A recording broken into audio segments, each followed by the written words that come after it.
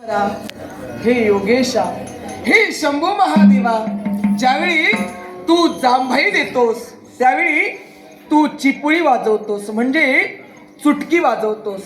ज्यावेळी त्या 360 चुटक्या होतात त्यावेळी एक घटका होते.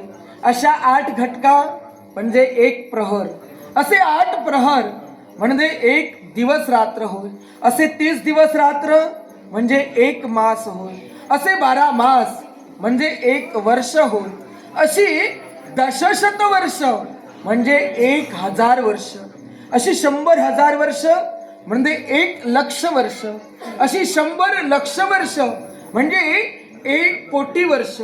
अशी 11,67,54,54,000 वर्षे म्हणजे एका इंद्रदेवाचं आयुष्य. असे ज्यावेळी 14 इंद्रदेव होतात त्यावेळी ब्रह्मदेवांचा फक्त एकच दिवस होतो. असे ब्रह्मदेवांचे 30 दिवस रात्र म्हणजे ब्रह्मदेवांचा 1 मास. असे ब्रह्मदेवांचे 12 मास म्हणजे ब्रह्मदेवांचं 1 वर्ष. अशी ब्रह्मदेवांची 60 वर्ष म्हणजे महासंवत्सर होय. अशी 100 महासंवत्सर म्हणजे 1 युग होय. अशी 18 युग, अनंत युग, विस्तारण युग, अद्भुत युग, तामस युग, तारज युग, तांडज युग, भिन्न युग, भिन्नयुक्त युग, अभ्यागत युग, मनरण्य युग, अव्यक्त युग, तांबुज युग, विश्ववसु युग, अलंकृत युग, कृतयुग, त्रेतायुग, द्वापारयुग आणि कलियुग.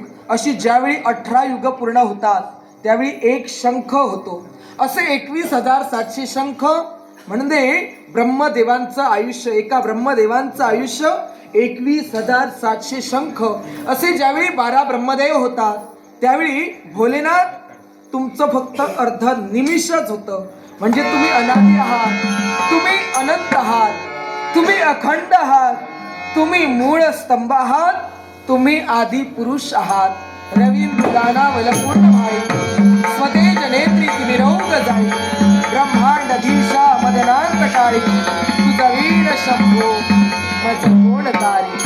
तुझा वीर शंभो मज कोण तारी. शिव शंकर भो